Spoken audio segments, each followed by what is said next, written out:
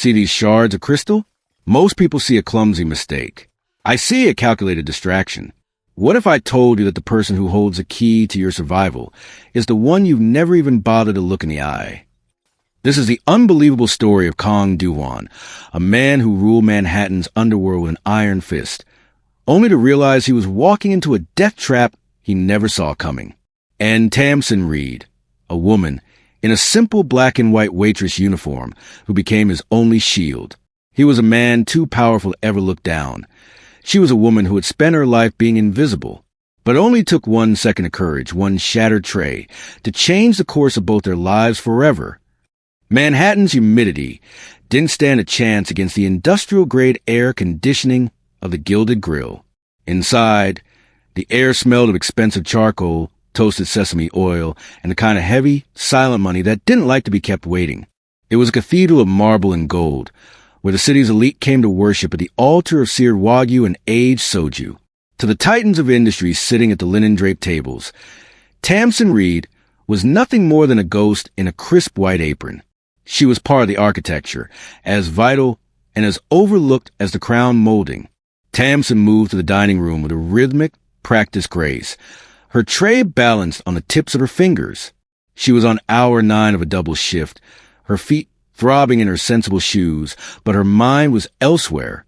She was practicing her sociologist's eye, a habit from the degree she'd put on hold to keep her mother's lights on back in Savannah. She didn't just see customers. She saw power dynamics. She saw the way a junior partner leaned in too far toward his boss, and the way a socialite gripped her pearls when the check arrived. Then, the heavy brass and glass revolving doors slowed to a halt, and the ambient of the room didn't just fade, it died. The temperature seemed to drop 10 degrees as Kong Do-won stepped into the light. He didn't walk so much as he claimed the floor beneath him, his presence a physical weight that pressed against the chest of everyone in the room. His suit was a midnight blue silk that swallowed the light, tailored with such lethal precision it looked like armor. His hair was slicked back, revealing a face of chiseled stone and eyes that held the cold, detached clarity of a deep-sea predator. Behind him, 2 men in identical black suits moved in perfect, silent synchronicity, the shadows of the Kong Syndicate. They didn't look at the decor. They scanned the exits, the rafters, and the hands of every person in the room. The manager, a man who usually barked orders like a drill sergeant, was suddenly fumbling with a leather-bound menu, his face slick with a fine sheen of cold sweat. "Mr. Kong," he stammered, bowing so low he nearly hit the mahogany host stand. "Your table is ready." The corner alcove, as requested. Do-won didn't offer a nod or a word. He simply moved toward the back of the restaurant, a silent storm front passing through a field of terrified sheep. As he passed Tamsin's station, she caught a whiff of his scent, sandalwood and something metallic, like rain on hot asphalt. She stood frozen for a heartbeat, her tray of crystal water goblets held steady. Everyone else was looking at the floor, or into their drinks, desperate not to catch the gaze of the man who owned the docks and the shadows behind them. But Tamsin didn't look down.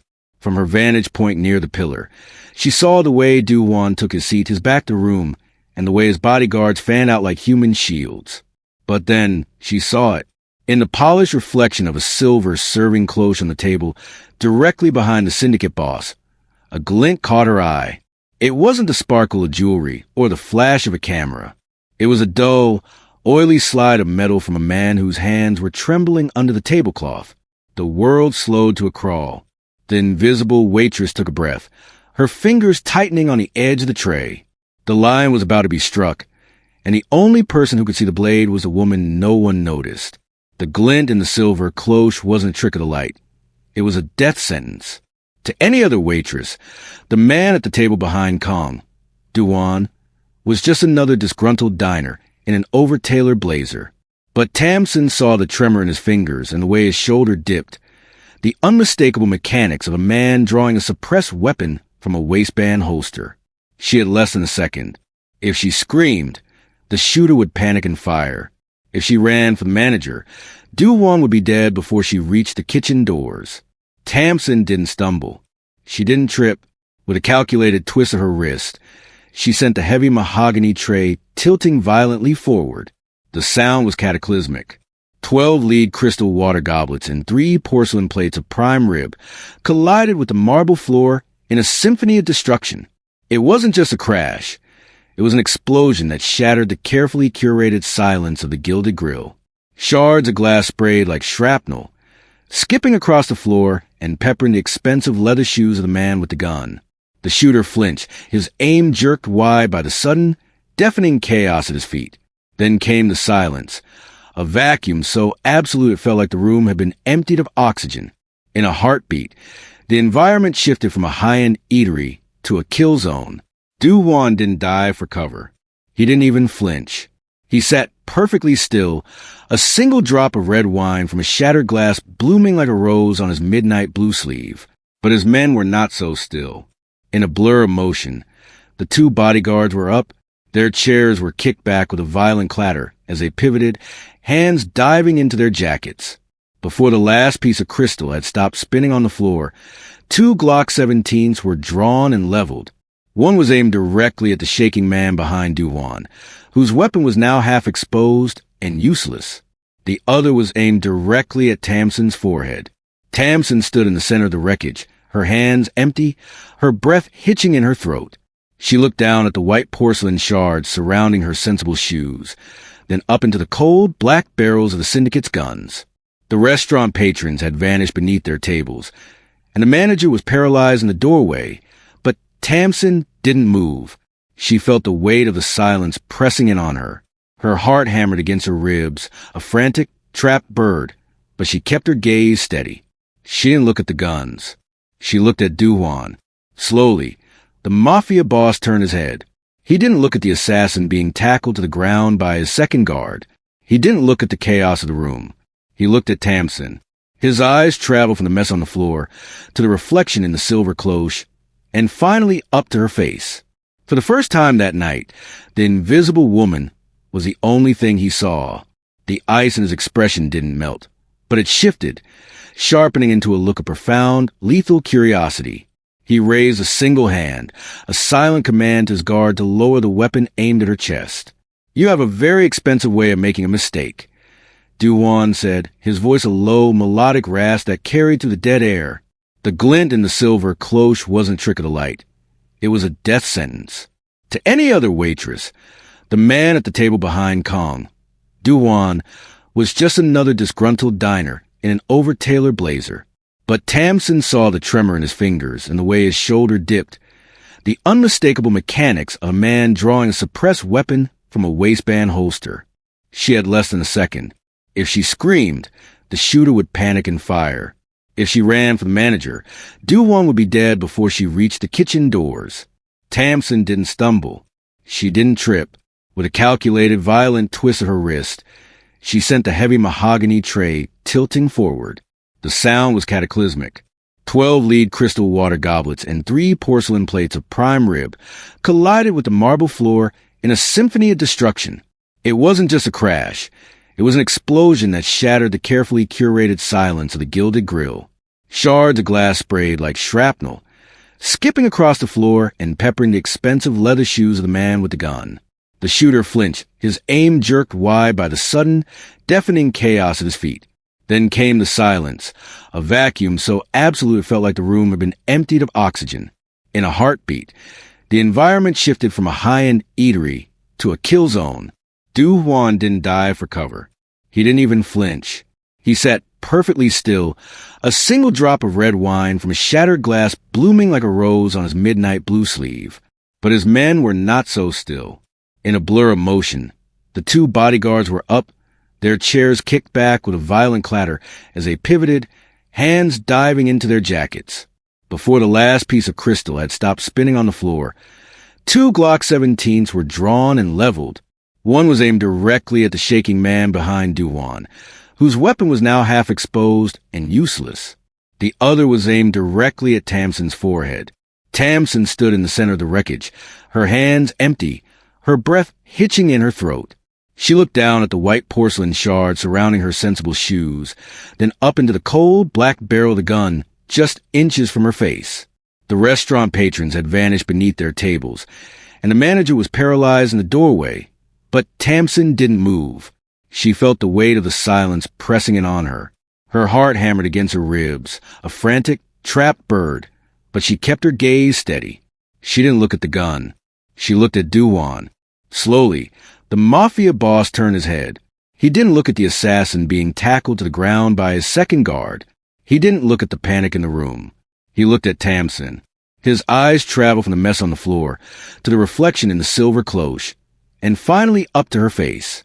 For the first time that night, the invisible woman was the only thing he saw. The ice in his expression didn't melt, but it sharpened into a look of profound, lethal curiosity. He raised a single hand, a silent, sovereign command, and his guard slowly lowered the weapon from her chest. "You have a very expensive way of making a mistake," Duwan said, his voice a low, melodic rasp that carried through the dead air, "or a very loud way of telling a secret." The transition from the opulent dining room to the walk-in freezer was a violent shock to the senses. The heavy stainless steel door swung shut with muffled, airtight thud, cutting off the distant sirens of Manhattan and the frantic whispers of the staff. Here, the air was a sharp, biting blade that smelled of frost and dry-aged beef. Tamsin's breath bloomed in front of her face in frantic white plumes, her thin waitress uniform offering no protection against the sub-zero temperature. Kong Duwan stood in the center of the cramped space, looking entirely unaffected by the cold. He didn't pace. He didn't threaten. He simply leaned against a shelf of vacuum-sealed crates, his midnight blue suit pristine despite the chaos he had just walked away from. His bodyguards stood like gargoyles by the door, their presence making the small room feel even smaller. "The manager tells me your name is Tamsin," Duwan said. His voice was quiet, yet it seemed to vibrate through the metal walls. "He also tells me you're one of his most reliable girls." Reliable people don't usually cost the house $5,000 in crystal and fine wine in a single motion. Tamsin wrapped her arms around herself, her fingers numbing. She was terrified. But beneath the fear, the sociologist in her was still cataloging data. She noticed the way Duwan's eyes didn't just look at her. They mapped her. "I save your life," she said, her voice trembling but clear. Duwan tilted his head. "My men are trained by the best intelligence officers in Seoul. They are paid to see shadows before they move. And yet you, a girl who carries bread baskets, moved before they did. Why?" "Because they were looking at you," Tamsin replied, her teeth beginning to chatter. "They were looking for a threat to the king. I was looking at the room. People don't see me, Mr. Calm. When you're invisible, you learn to watch the reflections. I saw the slide of metal in the silver cloche on table 4. I saw the way his breathing changed. He wasn't there for the steak." Duwan stepped closer, entering her personal space. The scent of sandalwood and cold air surrounded her. He reached out, his gloved hand tilting her chin up, so she was forced to meet his gaze. His eyes weren't just cold. They were searching for a lie.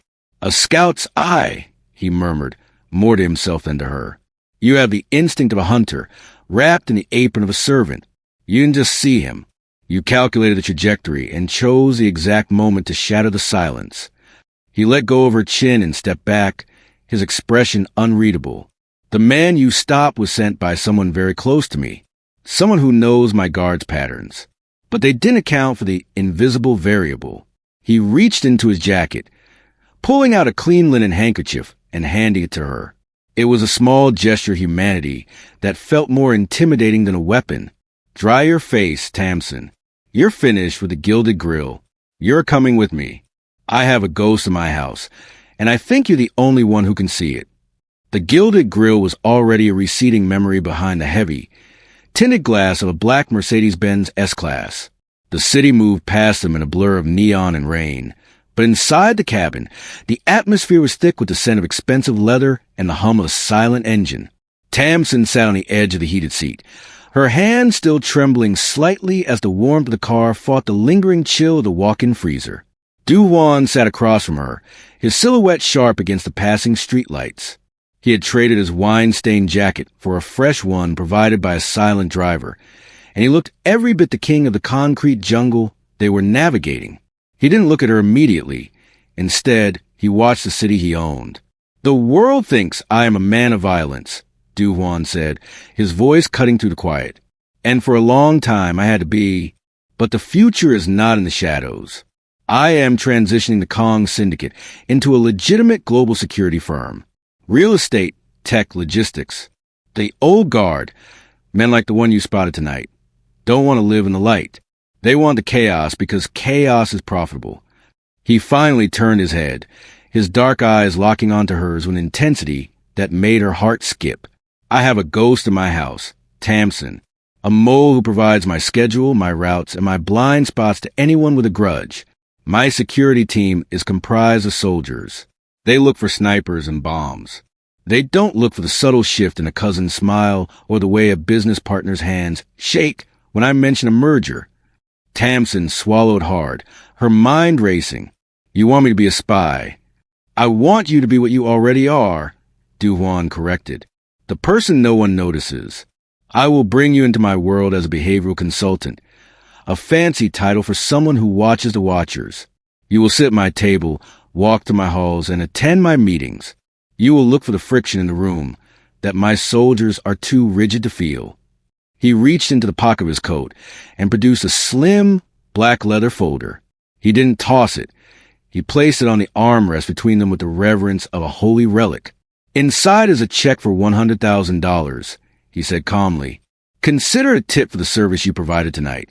If you agree to find my ghost, there will be another when the job is done, plus a salary that will ensure you never have to carry a tray for a man like that manager ever again. Tamsin looked at the folder. To Du-Hwan, it was a rounding error. To her, it was her mother's mortgage in Savannah, her brother's tuition, and the return of the life she put on hold to survive. It was the price of her invisibility, finally being paid in full. Why, me? She whispered, looking up from the folder. You could hire anyone. A professional. I don't need a professional, Du-Hwan said, a ghost of a smile touching his stern lips. Professionals can be bought, but a woman who shatters $5,000 in crystal just to save a man she doesn't know? That is a woman who trusts her instincts. And in my world, instincts are the only currency that never devalues. The transformation didn't happen in a salon with bubbly champagne and upbeat music. It happened in a silent, minimalist loft in Soho, under the clinical gaze of a woman named Sora, who handled the syndicate's imaging. Tamsin's old life, the scratchy polyester of the black and white waitress uniform, the sensible rubber-soled shoes, and the faint, lingering scent of fried garlic, was stripped away and replaced with something far more lethal. This wasn't a fairy tale makeover. It was the assembly of a high-tech suit of armor. Tamsin watched in the floor-to-ceiling mirror as her reflection shifted from a servant to a predator. She was draped in what Sora calls streetwear couture, an oversized, structured blazer in charcoal wool, paired with sleek, tech fabric trousers and heavy-soled combat boots that added 2 inches to her height. Her hair, previously pulled back in a tight, utilitarian bun, was now styled in sharp, glass-smooth braids that framed her face like a crown. She looked expensive. She looked like she belonged in a room where decisions were made, but more importantly, she looked like someone who had a right to be watching. The goal isn't to make you beautiful, though that is an unfortunate side effect, Sora said, her voice as dry as parchment as she adjusted the lapel of Tamsin's jacket. The goal is to make you an enigma. You are no longer Tamsin Reed from Savannah. You are the consultant. You are the behavioral analyst. People will look at you and wonder which Ivy League school gave you that stare, rather than wondering how much to tip you. The door to the loft opened, and Du-Hwan stepped in. He had traded his suit for a black turtleneck and a long cashmere coat, looking less like a mob boss and more like the architect of a new world. He stopped a few feet away, his eyes scanning Tamsin with the same clinical precision he used on his balance sheets. The clothes are a tool, Tamsin, he said, his voice low. In my world, everyone is playing a part. My cousin plays the loyal soldier. My directors play the grateful partners. You're the only one whose role is to see the truth behind the performance. Tamsin took a breath, feeling the weight of the silk lining against her skin. It felt different than the apron. The apron had been a shield she had behind. These clothes were a lens she would look through. She caught her own gaze in the mirror and realized the self-doubt that had plagued her for years was starting to crack. She wasn't just a girl who noticed things anymore. She was an invisible variable in a game of life and death. "I don't just see the truth, Mr. Kong," she said, her voice gaining a new, steady edge. "I see the lies they don't even know they're telling. If your ghost is in the room, I'll find the flicker." Du-Hwan nodded. A flicker or something. Perhaps respect. Crossing his features. "Good. Because our first meeting is in an hour. It's time to see if the board of directors can keep their secrets when a ghost is sitting at the table with them." He turned toward the door, not waiting to see if she would follow. He knew she would. Tamsin took one last look at her reflection, squared her shoulders, and stepped out of her old life for good. The conference room atop the Kong Tower was a cage of glass and chrome, suspended 40 stories above a city that looked like a glowing circuit board. Inside, the air was pressurized, thick with the scent of expensive cologne and the electric hum of hidden servers. 8 men sat around a slab of black obsidian that served as a table, their faces illuminated by the soft blue light of embedded monitors. They were the architects of the Kong Syndicate's legacy, and as Tamsin took her seat at Du-Hwan's right hand, she felt their collective gaze hit her like a physical weight. They didn't see a savior. They saw an intruder. "This is Ms. Reed," Du-Hwan said, his voice a low, steady anchor in the room. He didn't offer a handshake or a smile. He simply sat, his presence commanding the space without him having to utter a single threat. "She is my behavioral analyst. She will be observing our transition protocols today." Continue.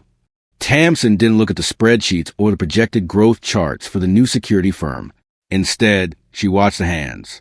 She remembered the gilded grill, how a customer's grip on a fork told her if they were about to complain, or how a subtle lean toward the aisle meant they were ready for the check. Here, the stakes were higher, but the language was the same.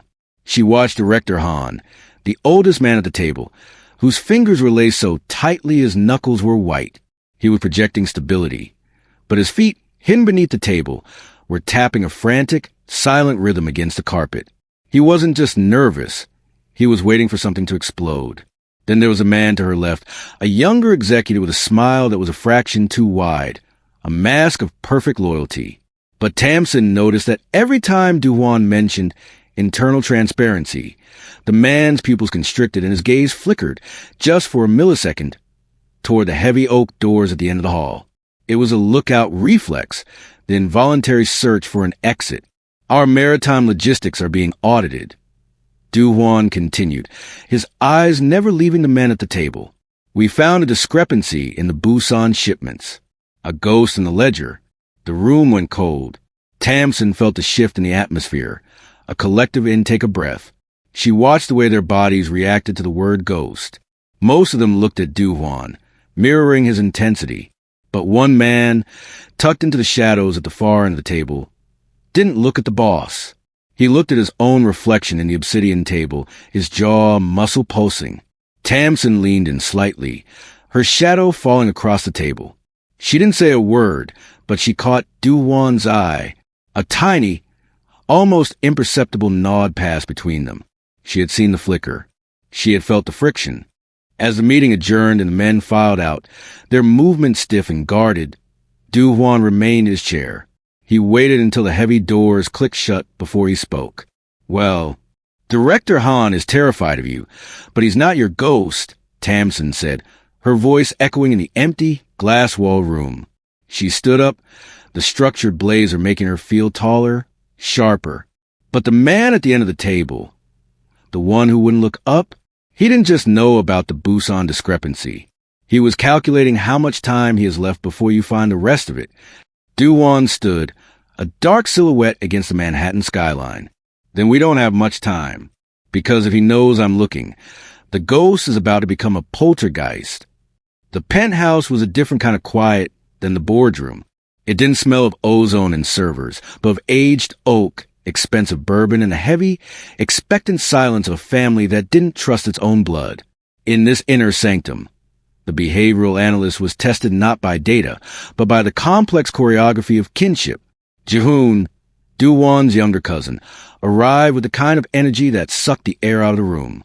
He was handsome in a way that felt sharp and unstable, his smile fraction too wide, his movements a bit too fluid. He wore a designer track jacket over a silk tee, a deliberate contrast to Du-Hwan's structured suits. It was a visual declaration that he didn't need the armor, because he was already safe inside the castle. "Brother," June said, his voice dripping with an affection that sounded like it had been practiced in a mirror. He moved toward Duhuan, leaning in for a brief, performative embrace. Tamsin stood in the shadow of a marble pillar, a glass of sparkling water in her hand. She wasn't serving tonight, but she found her fingers instinctively ghosting over the rim of the glass, a habit from her days at the grill.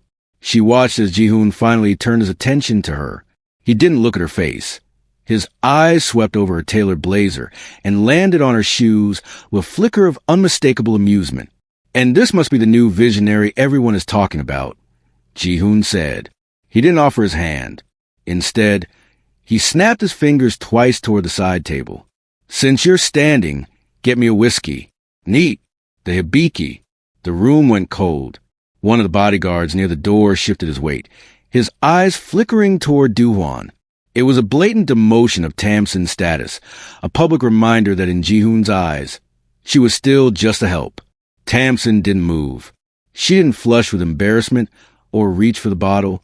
She simply looked at him, her gaze as level and detached as a forensic examiner's. She noticed the way Jihoon's thumb flicked against his ring finger when he spoke, a nervous tick of someone who was lying about their own confidence. But more importantly, she noticed the way he looked at Duhuan. Whenever Duhuan turned his back to pour his own drink, the warmth drained from Jihoon's face instantly. It was replaced by a look of sheer, cold-blooded resentment. It wasn't a look of a cousin who felt overshadowed. It was the look of a man who was already measuring the windows for new curtains. "The hibiki is on the lower shelf, Jihoon," Duhuan said, his voice a low, warning rumble. "Ms. Reed is here as my guest and my advisor. She doesn't take orders from you. In fact, you would do well to take a few from her." Jihoon's laugh was a sharp, barking sound. "Of course, brother. A joke. Only a joke." He turned back to Tamsin, his eyes momentarily meeting hers. In that second, the mask slipped. There was no humor there, only a predatory calculation. As Jihoon walked away, Tamsin felt a prickle of ice down her spine. The board director she had identified earlier was just a symptom. The cousin was a disease. She leaned toward Duhuan, her voice a barely audible whisper. "He's not just looking for a way out of your shadow, Mr. Kong," she murmured. "He's looking for the exact spot where your shadow ends, so he can step on your neck." The silence that followed Jihoon's departure wasn't empty. It was heavy with the residue of unspoken threats.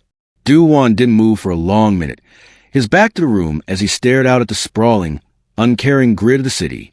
Then, with a slight tilt of his head, he gestured for Tamsin to follow him.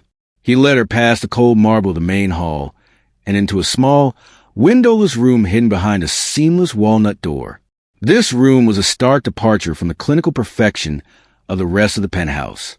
There were no monitors, no obsidian tables. Only the faint, comforting scent of old paper and the warm, golden glow of a single desk lamp. On the wall hung a small, hand-painted scroll, and on the desk sat a worn photograph of a young girl in a bright yellow school uniform, her smile untroubled and wide. "My sister," Duhuan said. His voice had lost a metallic, echoing edge it held in the boardroom. "She is at a university in Switzerland. She believes I run a global logistics firm. She thinks the guards at her gate are there because I am a successful, perhaps overly cautious, businessman." He picked up the photograph, his thumb brushing the edge of the frame with a tenderness that seemed impossible for a man who had, only hours ago, stared down a suppressed weapon without blinking. "Every time I am stern, as you call it, every time I play the monster in the room, it is so she can live in a world where monsters don't exist. The mask isn't to hide who I am, Tamsin. It's a wall. I built it so the shadow of what I've had to do never falls on her." Tamsin stood by the door, her hands folded. The scout's eye, she'd honed in the trenches of the service industry, saw the truth with startling clarity. She'd spent her life thinking that power was something used against people like her, the waitresses, the outsiders, the invisible. But looking at the slight, weary sag in Duhuan's shoulders, she realized that his power was a cage. "You're exhausted," she said softly. Duhuan didn't deny it.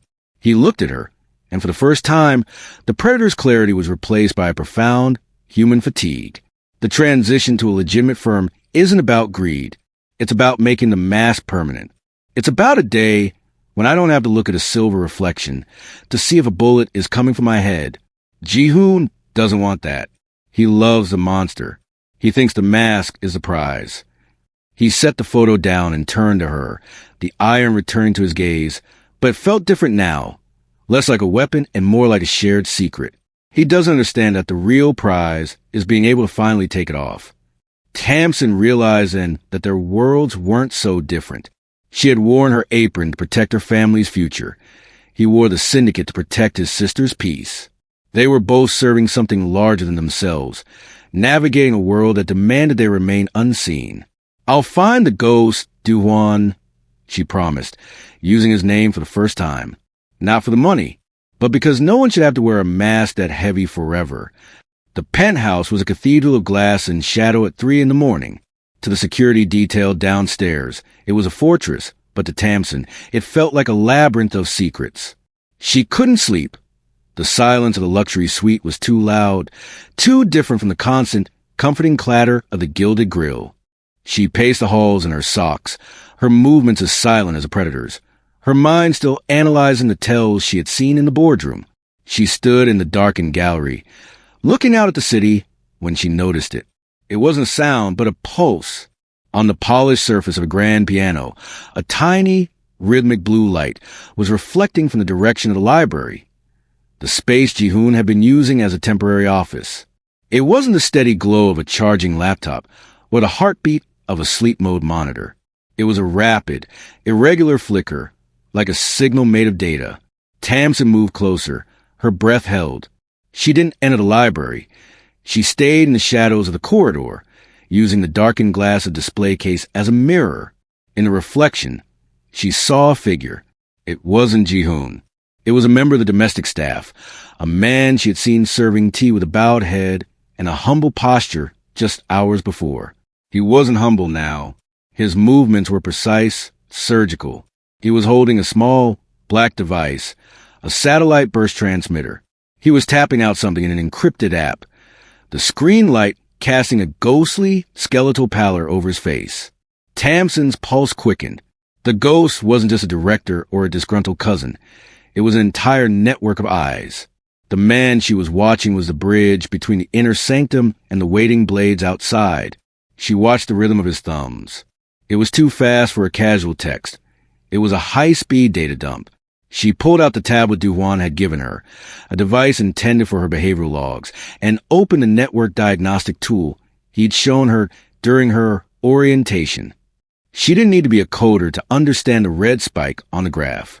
A massive outbound burst of encrypted data was bypassing the penthouse's primary firewall, piggybacking on the low-frequency guest Wi-Fi used for the kitchen staff. The man in the library finished, pocketed the device, and adjusted his silk vest, instantly returning to his role as the invisible servant. He stepped out into the hall, passing within inches of Tamsin's hiding spot. She pressed herself into the velvet curtains, becoming part of the architecture, her heart hammering against her ribs like a trapped bird. He didn't see her. No one ever did. As he disappeared toward the service elevator, Tamsin looked down at the tablet. The signal was gone, but the timestamp was burned into the log. The message had been sent exactly 3 minutes after Du-hwan had finished his nightly security briefing in the study. The realization hit her like a physical blow. The ghost wasn't just watching. The ghost was listening to every word spoken within these walls. The betrayal wasn't coming from the boardroom or the docks. It was coming from the very hands that served the king his dinner. She realized with a cold jolt of adrenaline that if they were sending data now, the next move wouldn't be a clumsy attempt at a restaurant. It would be an execution. The Metropolitan Museum of Art was draped in silk and desperation. Under the soaring arches of the Temple of Dender, the air was thick with the scent of gardenias, vintage champagne, and the kind of high-stakes diplomacy that could collapse empires over an appetizer. This was a gala for global security, a masterful piece of irony orchestrated by Du-hwan to announce his transition to legitimacy. But beneath the shimmering surface, the water was teeming with sharks. Tamsin felt the weight of the floor length emerald silk gown against her skin. It was backless, elegant, and cut with precision that made her feel less like a guest and more like a blade hidden in a velvet sheath. She stood at Du Juan's side, her hand resting lightly on his arm. To the cameras and the socialites, she was a mystery, a brilliant behavioral analyst from a prestigious firm. To Du Juan, she was the only pair of eyes he trusted in a room full of mirrors. "Remember," Du Juan murmured, his voice barely a breath against her ear as they moved through the crowd. "The gala is the stage. The trap is the applause.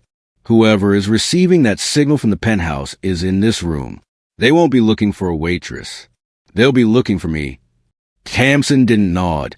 She simply scanned the room with a scout's eye that had become her greatest weapon. She wasn't looking at the faces of the ambassadors or the tech moguls. She was looking at the periphery. She watched the way the waitstaff moved. Their patterns were familiar, but one man, a server in a white tuxedo jacket, was breaking the rhythm. He wasn't checking the levels of the glasses. He was checking the line of sight between Du Juan and the heavy floor-draped balcony. But he wasn't the target. He was the signalman. "He's here," Tamsin whispered, her voice steady despite the adrenaline spiking in her veins. "Table 12. The man in the gray tuxedo with the silver crest. He's not drinking. He's been holding the same glass for 20 minutes, and his eyes never leave your cousin." Ji-hoon was across the room, playing the part of the charming heir to perfection, laughing with a group of investors. But Tamsin saw the tell.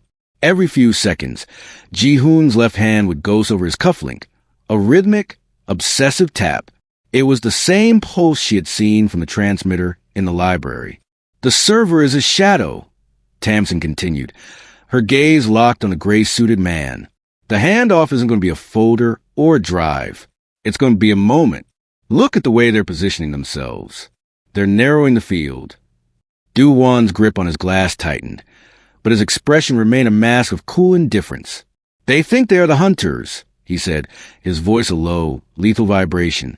"They don't realize we turned the gala into a cage."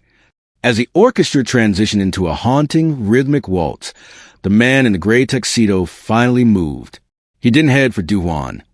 He headed for the bar, intersecting the path of the tuxedoed server. It was a flawless piece of choreography. In the middle of the crowded floor, surrounded by the elite of the world, the ghost was about to materialize. Tamsin felt the shift in the room's energy, the predator's instinct she had honed in the gilded grill screaming a warning. This wasn't just a meeting. The man in the gray tuxedo wasn't just a handler. He was the architect of the coup. And as he reached for a fresh glass, Tamsin realized with a jolt of horror that the trap wasn't for the ghost. The trap had been set for them. Hard. Ji-hoon's smile was a masterpiece of deception, polished and hollow. "To the future of the Kong legacy," he announced, his voice carrying just enough to draw the curious eyes of nearby dignitaries. "And to the consultant who helped us see the way." He lifted one glass with a flourish, leaving the other for Du Juan. Du Juan's hand reached out, his fingers inches from the stem. Tamsin's world narrowed to the diameter of that crystal rim. She wasn't looking for a gun in a waistband or a sniper in the rafters. She was looking at the glass. She saw it, not a glint of metal this time, but a microscopic film on the inner edge of the crystal. It was a faint iridescent swirl, like oil on a rain-slicked street, visible only because the museum's high-wattage floodlights hit the liquid at a precise, punishing angle. The server wasn't looking at Du Juan's face. He was watching Du Juan's throat. The scout's eye didn't fail her. She remembered the mechanics of a perfect pour from her years at the grill.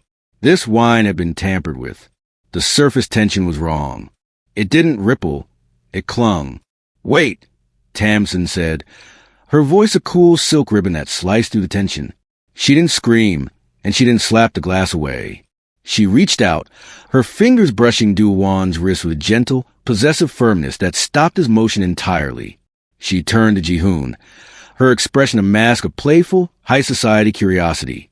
"Mr. Kang's palate is famously sensitive, Ji-hoon. And if I'm not mistaken, this bottle has been breathing a little too long."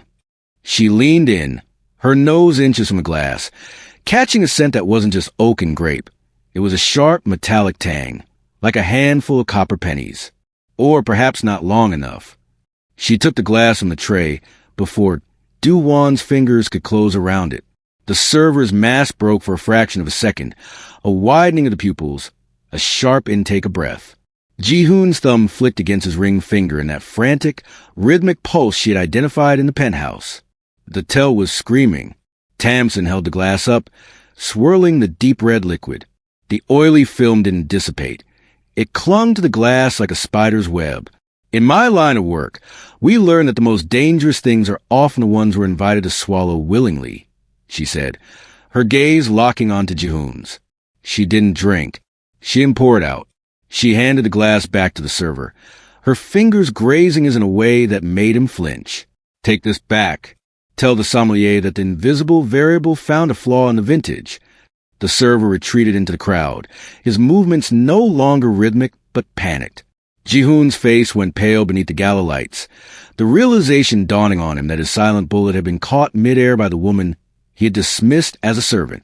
Du-Hwan looked from the retreating server to Tamsin, his eyes burning with a dark, newfound clarity. He didn't need to be told. The trap had been sprung, and the ghost was finally out of the shadows.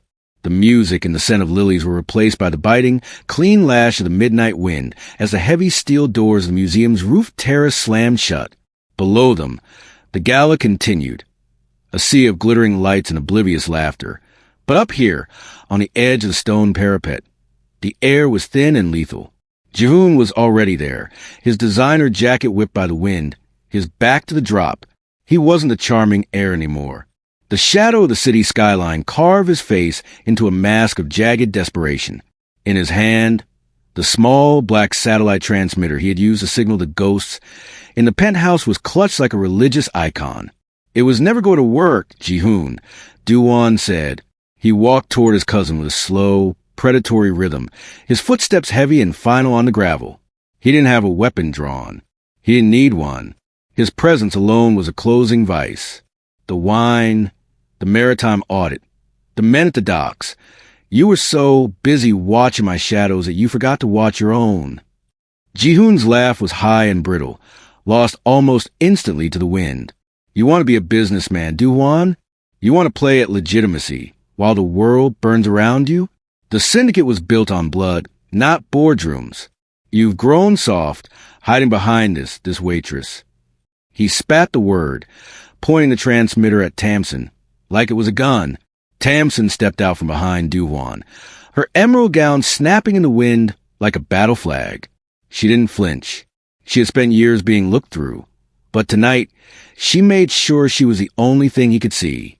You're wrong about the waitress, Ji-hoon, she said, her voice a low, steady chime that carried through the gust.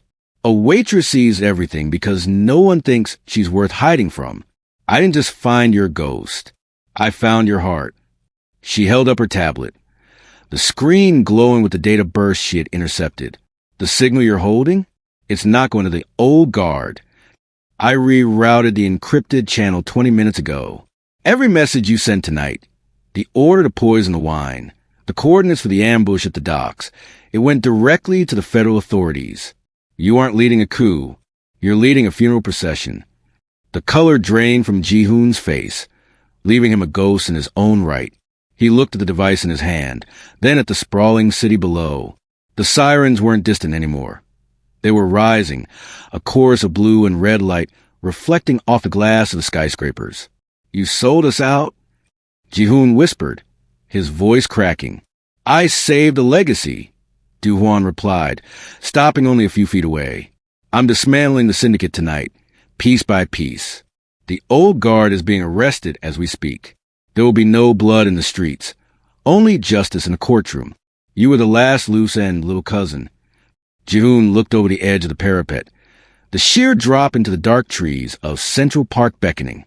For a second, the predator's instinct in Tamsin screamed that he would jump. But Du-Hwan reached out, not to strike, but to grab Ji-hoon by the collar, hauling him back from the precipice with a terrifying, silent strength. No, Du-Hwan hissed, his face inches from his cousin's. You don't get the easy way out. You're going to live to see me become the man you were too afraid to be. As a heavy thud of tactical boots echoed against the roof access doors, Du-Hwan turned to Tamsin. The The cold fury in his eyes softened into something else, a look of profound, shared victory. The waitress and the boss had stood at the edge of the world, and for the first time, neither of them was wearing a mask. The rooftop arrest was supposed to be the end, but the roots of the old guard were deeper and more desperate than Du-Hwan had calculated. As the elevator descended from the museum's heights, Tamsin watched the digital floor numbers tick down like a countdown. Her scout's eye wasn't on the buttons.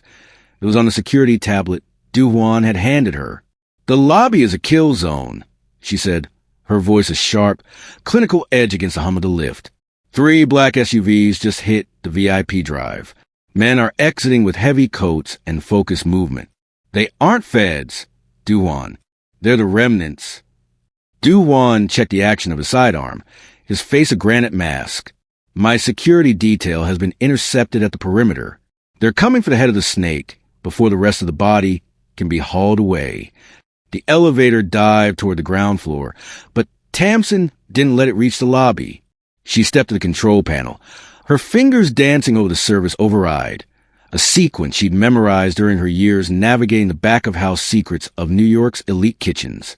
The car lurched, the lights flickering, as she diverted it to the basement, the service level.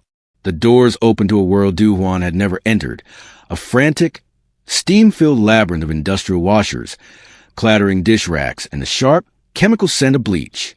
Here, dozens of men and women in gray uniforms moved like worker bees in a hive. They were the invisible ones, the ones who scrubbed the floors and laundered the linens while the kings of the city fought above. "Stay behind me," Tamsin commanded. She didn't lead him toward the street. She headed deeper into the heat of the laundry room. She spotted a young man in a sweat-stained apron wrestling with a heavy linen cart. "Marcus," she called out. She didn't use the voice of a behavioral analyst. She used the voice of the girl from Savannah, who knew what it meant to work a double shift. "The back exit is a trap. I need the silver route. Now." Marcus didn't ask for a badge or a reason. He looked at Tamsin, recognized the fire of a peer who had finally been seen, and nodded. He shoved a massive cart toward a hidden service lift used only for heavy chemical disposal. "Down to the sub-level incinerator room," Marcus whispered, his eyes flickering to the high society boss standing in his laundry room. "There's an old delivery tunnel that leads directly into the Canal Street subway station. Go." Suddenly, the heavy steel fire doors at the end of the hall burst open. 3 men in long coats stepped into the steam, weapons drawn, looking hopelessly out of place in a world of soap and soot. "Where is he?" The lead gunman barked at a group of housekeepers. The workers didn't run. They didn't scream. In a silent, collective motion, they simply drifted. A wall of laundry carts accidentally rolled into the shooter's path. A rack of industrial plates was tipped over, creating a deafening crash in a floor of jagged porcelain shrapnel. A sudden, massive discharge of dry-cleaning steam filled the hallway, turning the corridor into a whiteout. It was a masterpiece of invisible sabotage. Tamsin grabbed Du-Hwan's hand, pulling him into the shadows of the service lift as the gunmen stumbled through the chaos, blinded by the very people they had walked past without a glance. As the lift doors closed, Du-Hwan looked at the workers who were subtly blocking the gunmen's pursuit. He looked at Tamsin, his expression one of profound, humbling realization. "I spent my life building a fortress," he murmured as they dived into the dark. "And I never realized the real power was in the people I never bothered to name." The city was still asleep when the final foundations of the Kong Syndicate began to crumble. It didn't happen with a roar or a street-level war. It happened with a series of quiet, devastating clicks in a room filled with the hum of cold servers and the blue light of progress. The cleaning house was a surgical operation, and Tamsin Scout's eye was a scalpel. She sat in a high-tech command center at the heart of the new Congrete offices, her fingers dancing across a glass interface. Beside her, Du-Hwan watched the monitors, his silhouette a sharp, dark blade against the glowing data. They weren't looking for movement on a map. They were looking for the tells in the global financial stream. "There," Tamsin said, her voice steady and rhythmic. She highlighted a sudden, erratic surge in a shell company base in the Cayman Islands. "That's Director Han's panic response. He's trying to liquidate the maritime assets before the federal freeze hits." He's breathing too fast through his bank account. Du-Hwan didn't hesitate. Redirect the transaction into the indemnity fund for the port workers. Let him watch his retirement become their pension. One by one, the old guard fell. Tamsin's intel, the encrypted signals she had intercepted, the behavioral patterns she had mapped, and the invisible secrets she had gathered from the staff, allowed them to strike where the syndicate was most vulnerable. They didn't just arrest the traitors. They erased their influence. They leaked the black ledgers to the authorities and used a legitimate legal framework Du-Hwan had been building to dismantle the criminal infrastructure from the inside out. The warehouses at the docks were no longer staging grounds for contraband. They were being repurposed as logistics hubs. The ghosts in the penthouse were replaced by security professionals who were trained to look for truth, not just threats. The most satisfying moment came just before dawn. Tamsin brought up a video feed from a private airstrip. A group of men, the remaining architect of the coup, were surrounded by federal agents before they could even reach their private jet. They looked confused, their power stripped away by a variable they never saw coming. They still don't understand how it happened, Du-Hwan murmured, his gaze fixed on the screen. They were looking for a rival king. They never expected a waitress to be the one to checkmate them. People only see what they're trained to see, Tamsin replied, leaning back in her chair. The emerald gown was gone, replaced by a sharp, minimalist suit that felt like a second skin. They were trained to look down. We were trained to look through. By the time the sun began to bleed over the Manhattan skyline, the Kong Syndicate was a ghost of the past. The transition was complete.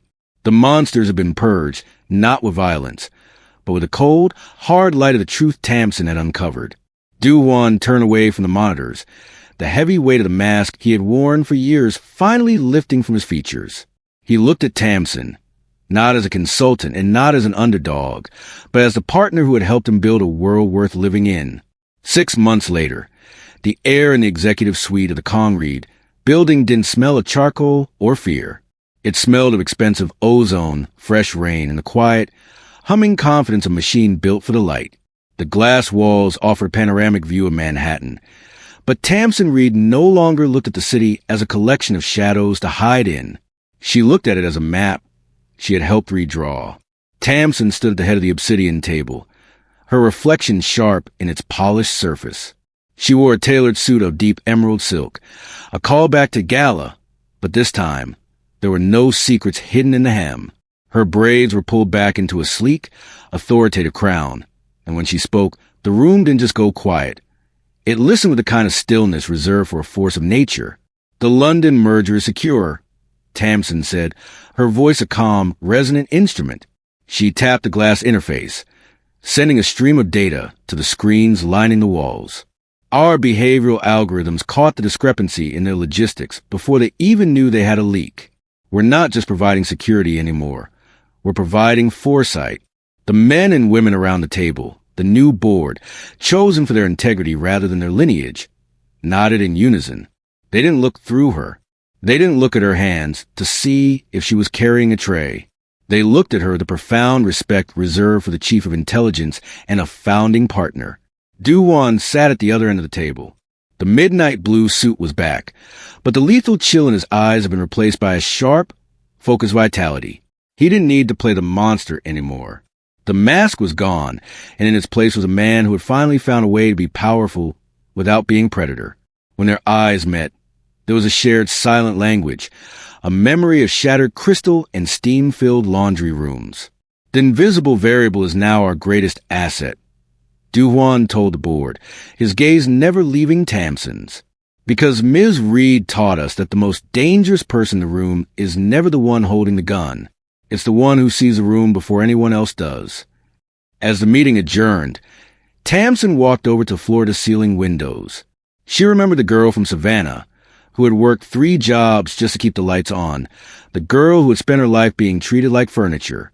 She still saw the world with the same scout's eye, noticing the tremor in a nervous intern's hand or the subtle shift in a delivery driver's pace on the street below. But now, she had the power to act. Du-Hwan stepped up beside her, handing her a glass of water. No oily film, no metallic tang, Just clear, cold water in a glass that she didn't have to worry about dropping. You changed the course of my life with one shattered tray, he said softly. Tamsin smiled, the reflection of the city sparkling in her eyes. I didn't just change your life, Duwan. I found mine. I used to think being invisible was a curse. Now I know it was just my training. She looked back at the board, at the legacy they were building, and at the world that finally saw her. Jeans didn't always wear a suit and tie, though today, it certainly looked good in one. Our greatest protectors truly did come from the places people least expected. And for Tamsin Reed, the girl who had once dropped a tray in front of a Mafia boss, the service was finally over. The leadership had just begun.